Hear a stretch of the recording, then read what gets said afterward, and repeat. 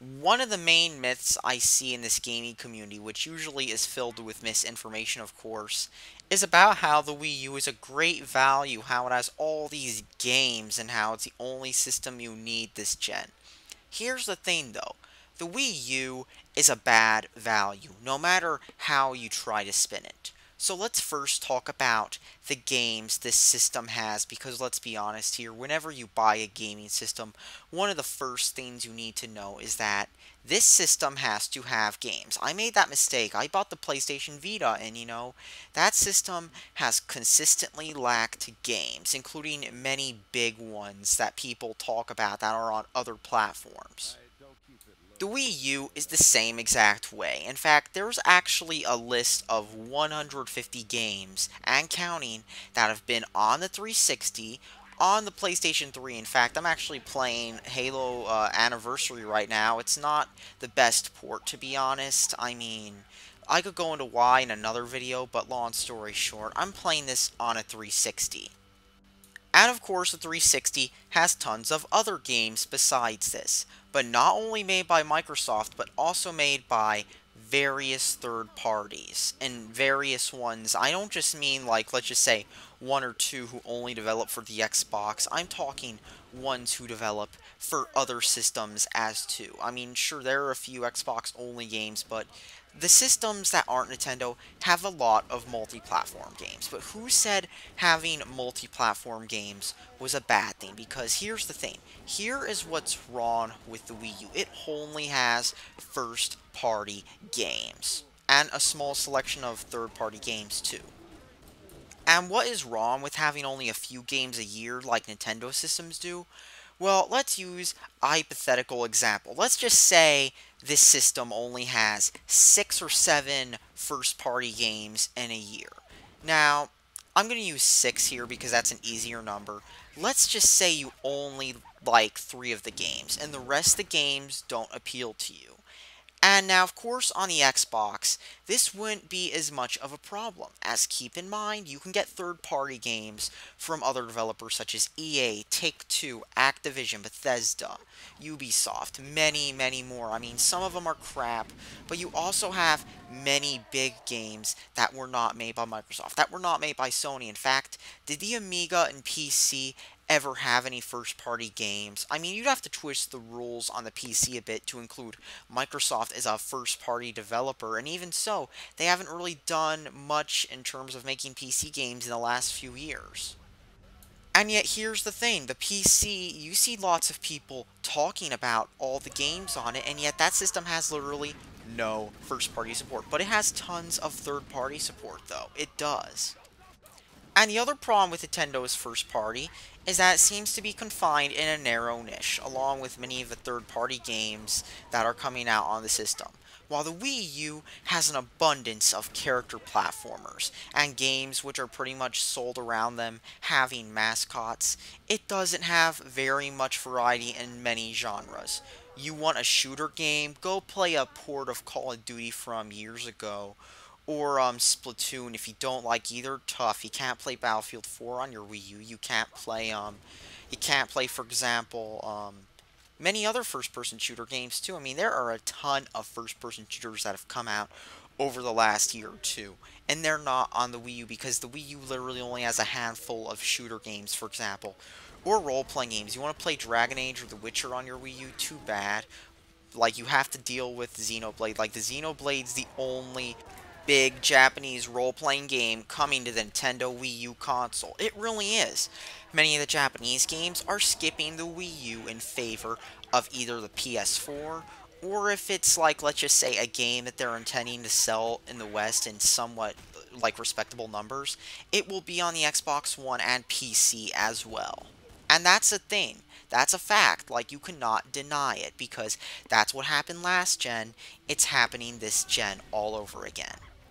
Or another genre, open world games. If you want Grand Theft Auto 5 and maybe, like, let's just say, if you twist the rules to include Western role-playing games, those too.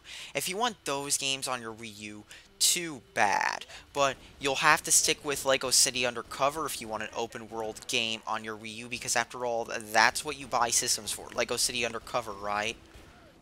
Because let's be honest here, developers have just abandoned the Wii U for various reasons, one of them being poor sales. I mean, the Wii U is at a point where literally the only people who own the system are those playing the games that fit the Nintendo template. If you're not playing a game that fits the Nintendo template, like let's just say what you could do with Nintendo's past systems, like let's just say even the GameCube, or of course the Nintendo Entertainment System or Super Nintendo, if you didn't play games that fit into the Nintendo mold, you still had plenty of third-party games. I mean, the Super Nintendo had lots of Japanese role-playing games as third-party. Where do they all go? Oh, wait, to Sony.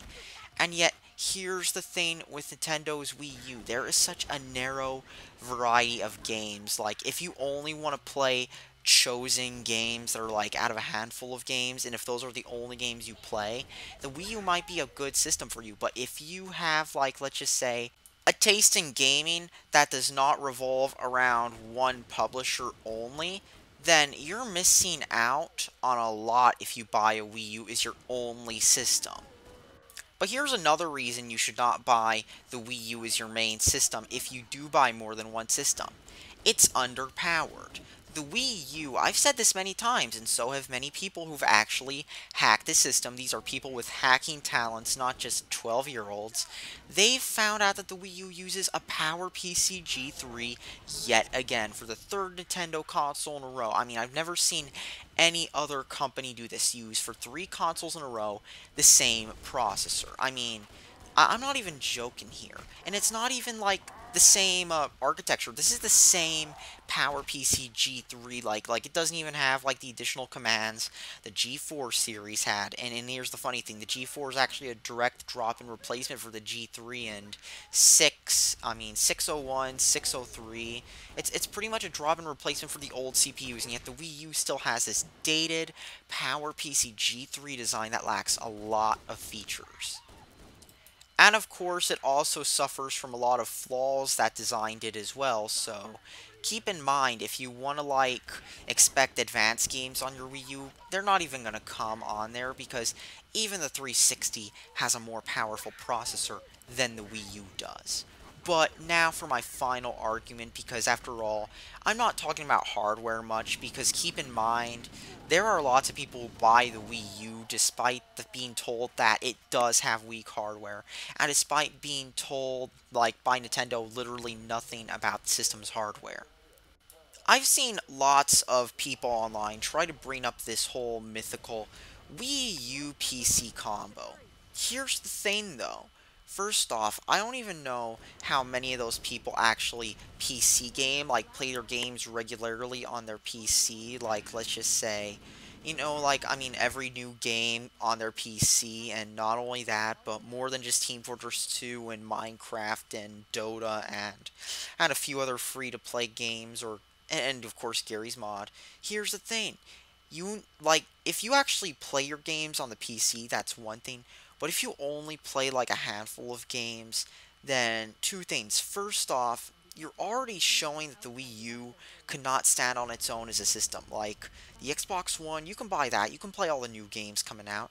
Like, the PS4, you can buy that. You can buy all the new games coming out.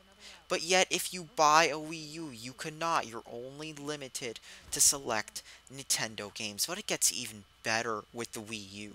You see, if you play most of your games on the, like, let's just say, the PC, there's not even much of a reason to own a Wii U anyway.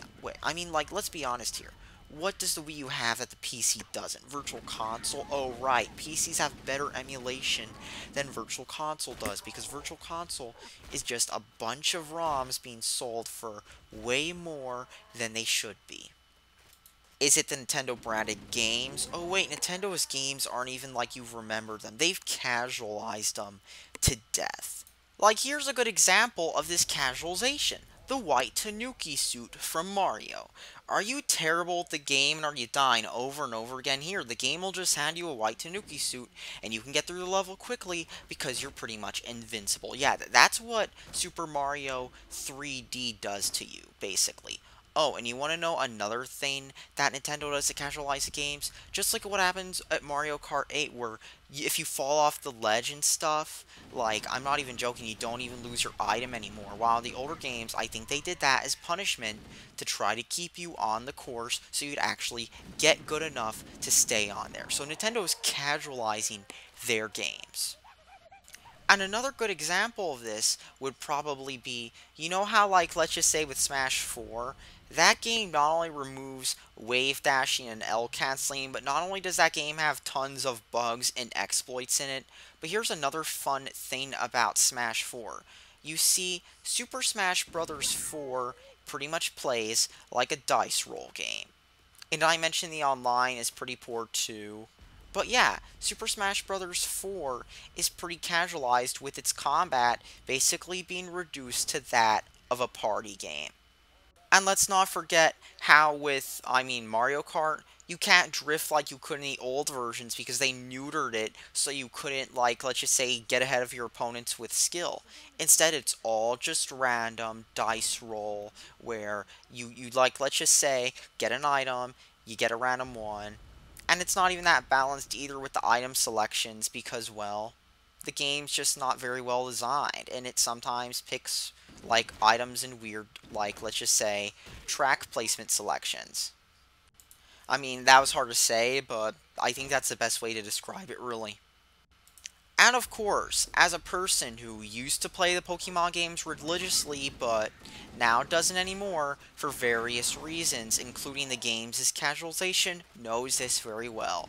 Pokemon, even though it was a pretty easy game, has been so casualized with Omega Ruby and Alpha Sapphire that the EXP share gives you experience to all the Pokemon in your party, so you literally just have to enable it, just battle with one Pokemon, and boom, you basically level up quicker. And I mean, sure, you can say, oh, but you don't have to use it. But here's the thing, the game is pretty much designed to be casual from the core.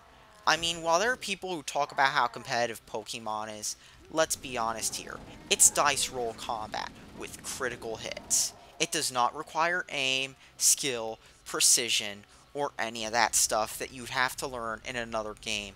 It requires none of that because it's casualized.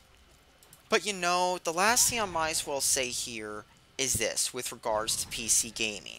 PC gaming isn't even for the same demographic as consoles. I mean, I still see a lot of people who play, like, let's just say, a few PC games, play a lot of their games on the Xbox, a lot of their games on the Wii U, a lot of their games on the 3DS. In fact, I even remember one Steam user I knew who would go AFK playing as his set Steam game a 3DS or a Wii U game or a console game a lot. So keep in mind, consoles kind of attract different demographics than full-time PC gamers. And the last thing I thought as well mention, if you're ever going to build a PC.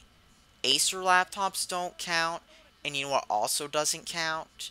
That one mythical $300, $400 build that goes outdated quick because a lot of PC games now are just bad console ports that are unoptimized for the hardware. That's all I really need to say, people. Thanks for watching and subscribe for more. And here's the thing. Some games actually do run better on the Xbox than the PC, not because of hardware, but because of poor optimization. And here's the thing. It's a fact you just can't get around on the PC, especially when games are more and more badly optimized. That is all. Oh, and one last thing to prove my point. Just look up the reviews of the Steam machines. That is all. They're doing terribly.